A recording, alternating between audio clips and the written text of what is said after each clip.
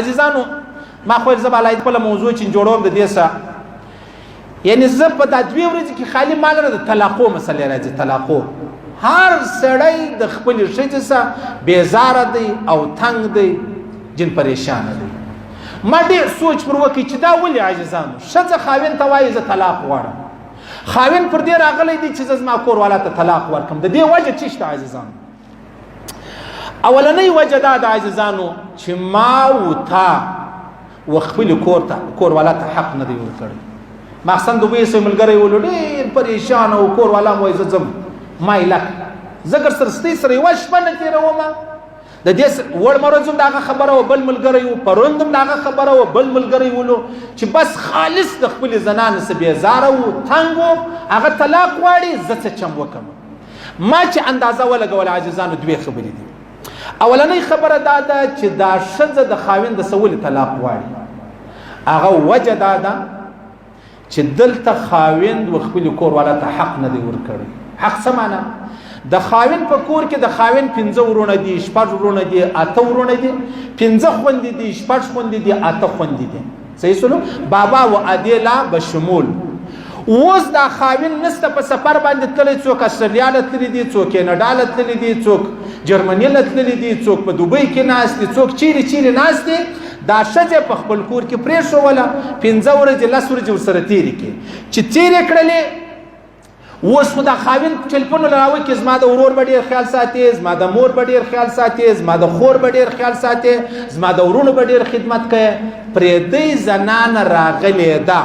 چې دا ستا او زما ورور یوه ذره حق پر دا ښځه باندې نه لري ما او تا دا خپله ښځه مجبور وکړو چې خامخا به خدمت کوي یوه ورځ به خدمت وکړي 2 به وکړي 3 به وکړي اخر ورونه هم ملامتوي د هغه رقمه د خاوند خوندې هم ملامتوي خواشه جلا ورته ګایېږي سر جلا ورته ګایېږي بس دا ښځه دومره تنګه سي چې بس دا فیصله وکړي یا به زه خودکشي کوم یا به ما لکه زه ستا سره دا رقم ژوند نه کوم یعنی دا دواړو ځوانانو ما ته وویل مولوي صاحب والله دا منصوبې جوړوم چې زه خودکشي وکړم لوړ چت ته وخېږم په بار ملکو کې د لاندې ځان رایلکم سر د خپلې ښځې د وجې ما ملګرو ته وویل دوی مولوي صاحب د ورورګلوۍ مشوره راکړه ما ورته وویل زه به مشوره درکړم اوله خبره دا ده راولاړ سه دا ستا کور والا ته حق ورکړه حق چیش دی روټي کپړه مکان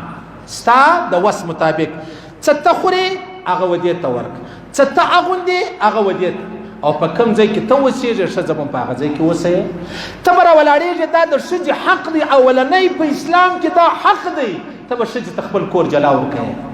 او چې کله یو سړی خپل کور والا ته جلا کور ورکې په سلو کې 99 ښځې بیا وایي یا زه طلاق نه غواړم زه ستا سره په دا غریبي هم ګزاره کوم په دا ریړۍ هم ګزاره کوم په دا سایکلو په دا رکشه هم ګزاره در سره کوم اولنۍ خبره دا ده چې مرد و ښځې ته حق نه ورکوو زه جنې مسافر ښځه مې د خپلو ورونو خوندو بابا و ادې دپاره نوکره کړله چې نوکره مې کړله اوس چې شین جوړ سلو نن ښځه دې ځای ته سوه که ما یې لکه یې که نه یې لکه یې زه غورځم ټیک سلو اوس په یو سړی دا زما خبرې چې دي عزیزانو دا 2 روخه لري یو سړی نوزور لري هغه یاره مولوي صاحب دا اوس خبره ده چې تا وکړله ولې د خلکو کورونه ور خرابوي ولې خلک سره خطا باسي ولې د ښځو په دماغو کې خبرې ورچوي واره خدایي نه سره چلیږي بیا ته خبرې ورښیه دا یوه خبره شوه دا هغه څوک دی چې نژور لري هغه وایي یاره زه خو سر یم زه د پلار پر ځای نه یم بله وایي زه خواش یم زه د مور پر ځای نه یم هغه وایي زه ورور یم ستا د خاوند زه د ورور پر ځای نه یم نو خبره دا خبره شوه هر سړی د هغه وایي یاره مولوي صاحب ولې غلطه خبره کوي و د هغه سړي ته ووایه ورته ستا لور په پریدي کور کې تا واده کړله ستا زوم ولاړی په استرالیا او کیناډا او جرمني او جاپان او په دوبۍ کې ناست دی دا ستا لور ستا د زوم 15 ورونه دي 6 ورونه دي 8 ورونه دي د 2 ودو مطلب زامن دي هغه 10 ورونه د دې ټولو خدمت ته څه وایه دی دغه وایه نو ولې ما دا لور تا ته در کړې وه که مې ستا ورونو ته در کړې وه دا دواړه روخه به په یاد لرئ عزیزانو یو روخ ته به نه ګورئ چې یاره مولوي صاحب تا غلطه خبره وکړه دواړه روخ خپل مخ ته کښېږدئ بیا به هېڅ پریشان یم دی وایي نه به سیخ سوځي نه به کباب سوځي بیا به ژوند نه خرابېږي ما ورته ویل اولنۍ به ته راولاړېږې ته به د خپلو ورونو سره بیش کوې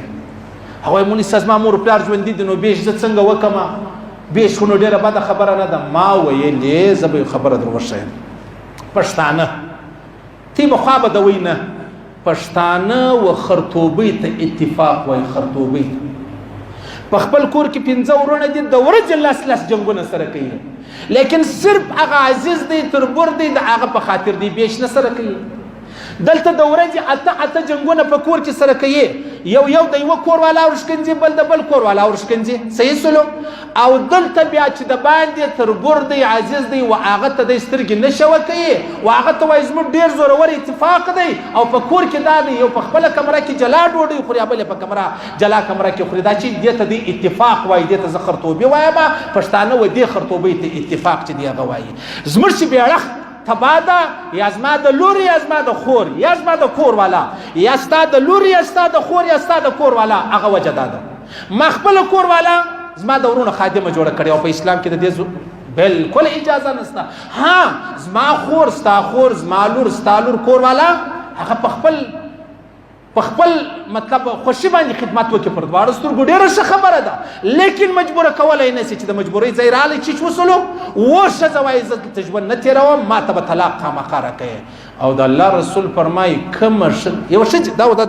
3 ورځې مخکې یو ښځې میسج راکړی و، دې خاوند د څه طلاق غوښتي. ما ورته ویلې د الله رسول فرمایي که چیرې ستا خاوند فټ دی،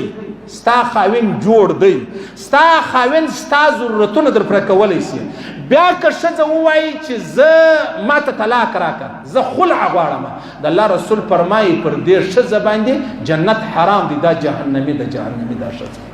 چې بې ځایه د خپل خاوند څخه طلاق غواړي. او د الله رسول فرمایي چې کله خاوند و ښځې ته طلاق ورکوي عرش لا سره وشوري. دا دونه درنه کلمه ده، عرش هم سره وشوري، دا دونه درنه کلمه ده. یو شی دا سو عزیزانو چې ښځه خاوند ته وایي ما ته به طلاق راکوي، هغه وجه دا ده زه ستا په کور کې زیاته ګزاره کولی نه شم، زه د ورونه څه بیش نه شم کولی، د بابا وادي څه بیش نه شم کولی. بیا زموږ پښتانه یعنی په یوه کور کې یو نیم سلطنه اوسېږي. داسې کورونه هم ستا، دا زموږ سارا لره ولاړ شئ، دا زموږ زنانې سل ډوډۍ، 100 غرمه پخوي، 100 ماښام پخوي. دا اوس زنانه د ته حساب ولګوه، دا چې 100 ډوډۍ دا وړه اغږي بیا ډوډۍ پخوي. ما ته یو سړي وویل په خدای قسم زموږ غټ کور دی، یو سړی راوښوی دا ښځه چې کله ډوډۍ پخوي دا بې وښه سوي. صحیح سول. خو سرم صفا ډوډۍ غواړي، خواشم صفا ډوډۍ غواړي، غټه ډوډۍ غواړي، پسته ډوډۍ غواړي، خوندوره ډوډۍ غواړي. او دلته دې زنانې که د دې زنانې کوچنۍ و هم به ته خپل 3 ورځې وار تېروې، که دا زنانې اپریشن کړی و هم به ته خپل 3 ورځې وار تېروې، که دا زنانه شوګر و بلډ پریشر و د ګردو مسله هم به ته خپل وار تېروې. صحیح سلو. دا جبر دی که نه دی؟ اوس د دې نتیجه راواخه، نتیجه چې شي جوړېږي. نتیجه دا جوړه سوله کور خراب، ځوان هلته په بغارو، ښځه دلته په بغارو، پاته 2 بچیان شو. بابا وعدې وایي زه نه درله کوم، ښځه وایي زه خپل بچیان بیم. بس د دې ځایه څه خرابېدي شروع سوله. بیا تاسو اوس اندازه ولګوئ. دا یوه وجه دا سوه چې ښځه وایي زه طلاق غواړم. دویمه وجه دا ده عزیزانو، ښځه چې ده ښځه دا خپل ورونه لري، پلار لري، نو دا ښځه په ورونو په پلار دومره مغروره ده، سبا چې معمولي قدر پریشانی راسي کور ته، دا چې خپل خاوند ته وایي ما ته به طلاق راکوي، که نه زه زما ورونو ته وایم هغه راځي زما کور او ما به په زوره له تا بوځي، په سمه به طلاق راکوي. دلته چې دا نجلۍ دا زما او ستا خور یا لور یا کور والا دا طلاق غواړي، هغه د ورونو په زور یې غواړي. علما فرمایي ته چې لور و خور و دی په غوږ کې ورته ووایه چې زوی یا خور یې به زیات ما او تا سره خلاص شو، که ستا خاوند ټوک ټوک کولی دا به نه وایي چې زه پلار لرم، دا به نه وایي زه ورور لرم، دا د پلار هم دی ستا خسر، دا د مور هم ده، دا چې کوم ستا ورونه دا ستا ورونه هم دي، لحاظه بیا به شاته ګورې نه. نو چې ته و ښځې ته دا خبره وکړې بیا هغه څه نه څه ګزاره کوي، هغه ښځه بیا چیش نه کوي، هغه بیا طلاق نه غواړي. ما ته پرون وړمه یو ښځې میسج راکړی،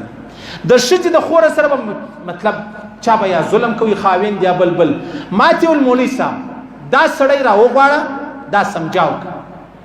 که نه سمجاویږي بیا ورته ووایه ګیله دې د ځانه. دا ښځه ما ته میسج راکوي،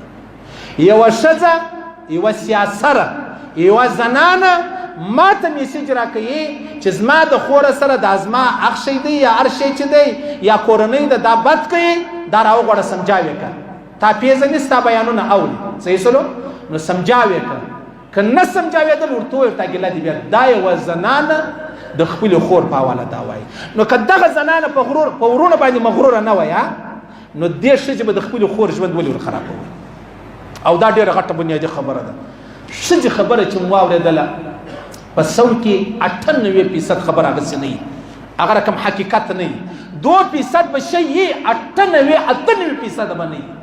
دا ښځو زموږ په غوږو زموږ په دماغو کې دی خبرې راچولي جنګ به وسي جګړه به وسي اسپتالونه به وسي تاڼې او جیلونه به وسي جرګې به وسي روغې به وسي صرف د ستا د کور والا په خاطر د ماته داسې خبره وکړه حالانکه خبره به داسې نه وي قطعا به داسې نه وي نو دا ځوانان راته ویل مولوي صاحب په دا یوه م راته ویلې په دا کوشش کې بار ملکیان دي چې زه چته وخېږم زه خپل ځان رایله کړم ډېر پریشانه یم دویم هم دا خبره کوله صحیح سلو نو خبره د چیش پر درته کوله یعنی خبره دا د عزیزانو چې دا زموږ زنانې دا زموږ ژوند د پښتنو خو نو ژوند ډېر چپه ورسته دی ډېر بېدرکه ژوند دی پالتو ژوند دی ما درته ویلې و بېعقلۍ ته بېوقوفۍ ته دی اتحاد وایي اتفاق وایي دا ژوند نه دی دا یو سړی مې ولیدی کور والا هېڅ وزره لبس نه ورکوي بیخي جلا پرېوتی بس ډوډۍ د سالن یو پلیټ له راواستوي ولې ویلې په ځواني کې به دا ورک ولو دا ښځې خپلو ورونو د خپلو بابا وادې مزدوره کړې وله ځواني یې تېره کړله اوس رالی سپین ږیرې سو نو ښځې ورته ویل اوس زما وار دی اوس زما وار دی اوس ته خالي ځان ټینګوه دا ډېرې غټې د عقل خبرې دي خیر بس دوې خبرې درته وکړې عزیزانو اوداس په ښه انداز ټیک سو بسم الله پکې ویلې دا اوداسه بعد بسم الله والحمدلله ویل او د کور انداز برابر برابر څه معنا برابر دا معنا د خپلو نژندو سره موږ وایي ظلم مه کوه د دې دا معنا ده لکه زه چې زما د لور رخصر ته وایم چې زما د لور سره ظلم مه کوه که زه د نژور توری ور واچوم پر هر چا بدله کېږي او چې زه دا ورته ووایم ته خپل د لور خواښې ته ووایه رخصر ته ووایه زما د لور سره د ظلم نه کوي نو ښه خبره سوه بس دغه ترتیب برابر سو بغیر د دې ژوند نه تېرېږي کې تېروئ نو ورسې ویې ګورئ د سپۍ ژوند دی د سپۍ بیا به ښځه هم خودکشي کوي پرون سړی راغلی کور والا نژور یې وله هغې پټرول یې څښلي وو کې ډیزل څښلي وو بیا ژر شلومبې سوې بل څه کیسه ده په دا کور کې ژوند نه تېرېږي دا شیندان یې ټول په بلېډو پرې کړي وو څه کیسه ده زما ژوند دلته نه تېرېږي وجه څه ده وجه دا د خاوند نه دی ورسره او ورونه دي بل دې سره ژوند بیا نه تېرېږي یعنې دا اوس ښځه وله هلک و هغه د کوزده موزده یې وکړله واده یې لا نه و کړی بیا کور والا له طلاق ور واست هغه ټول دا رقم په ګډ ژوند کې ستا سره ژوند نه تېروم هغه طلاق ور واست اوس نو هغه دونه کوزده نکاح ملایان اصلي ډولونه دا بله چې واده وسو د خدای بیچاره د خدای غریب 3 ورځې ډول والا راوستلی و 15,000 روپۍ ورکولې او هغه هم په زنانه کې اوس نه اندازه ولګوه تو خدای تا چې واده وکړي نو به هغه مولوي صاحب رقم زوی راوړی چې ستا نکاح یې در تړلې ده که به د ډول زن رقم والله کې راوړی د مولوي صاحب رقم زوی ځکه مولوي صاحب ته د 500 روپۍ ورکړي هغه هم کله کله په زکات کې